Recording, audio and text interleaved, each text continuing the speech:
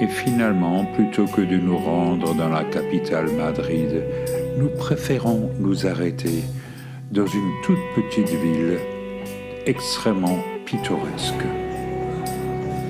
On nous avait dit « Arrêtez-vous à Chinchón, vous verrez pourquoi ». Et de découvrir une grande place transformée en arène tauromachique. Et finalement, j'ai l'impression qu'il n'y a pas plus espagnol que Chinchón. Cette petite ville de 5000 habitants se trouve à 50 km au sud-est de Madrid.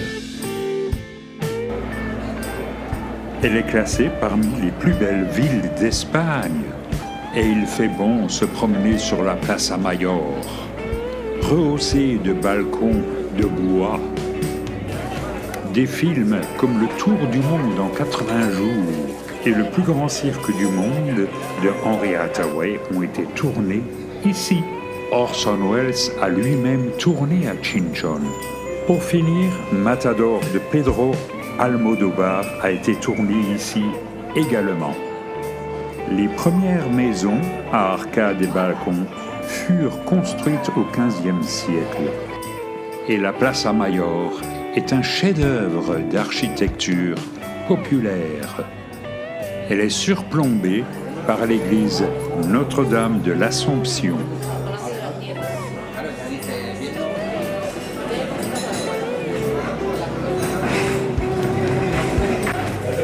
Et depuis sa construction, la place a été utilisée pour de nombreuses activités, des fêtes royales, des proclamations, du théâtre, des jeux de la corrida, mais aussi des exécutions capitales.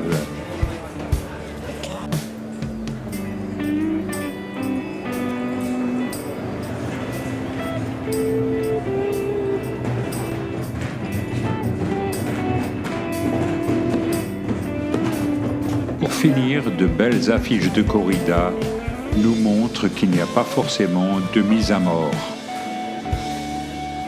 Et de quitter Chinchón avec une belle vue d'ensemble de la Plaza Mayor.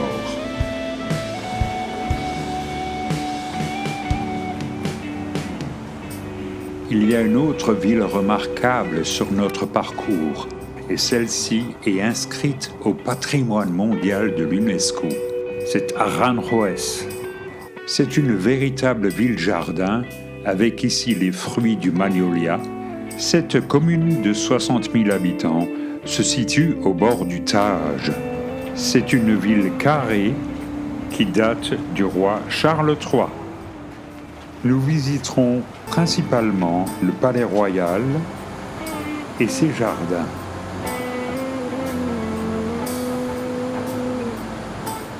Des canards et autres palmipèdes s'ébattent bruyamment sur les eaux un peu troubles du Tage.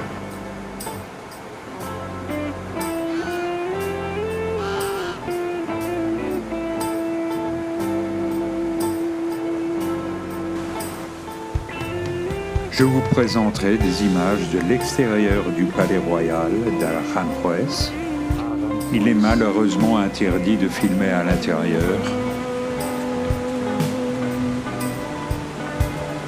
Une partie de la visite du palais consiste en une paisible promenade dans les jardins arrosés par les eaux du Tage.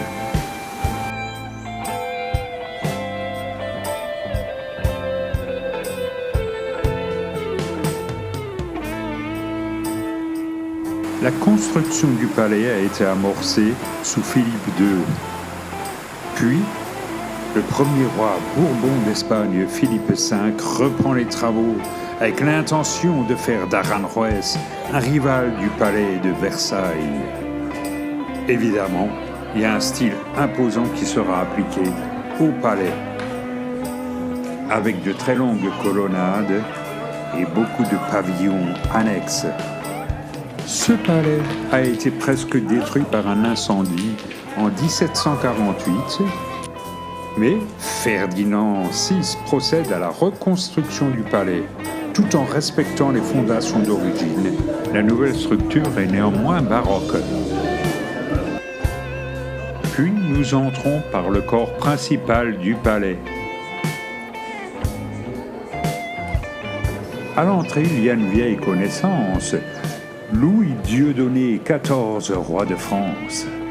Il y a aussi le buste de la reine Marie-Thérèse qui, rappelons-le, était espagnole, des bustes du sculpteur Coisevaux. J'ai bien essayé de filmer à l'intérieur, mais on m'a très vite fait comprendre que c'était mal. On y visite la salle du trône et pas mal d'autres salles. Visite gratuite, il faut le souligner. Et c'est en ce très bel après-midi radieux que nous quittons Aranjuez, magnifique ville-jardin.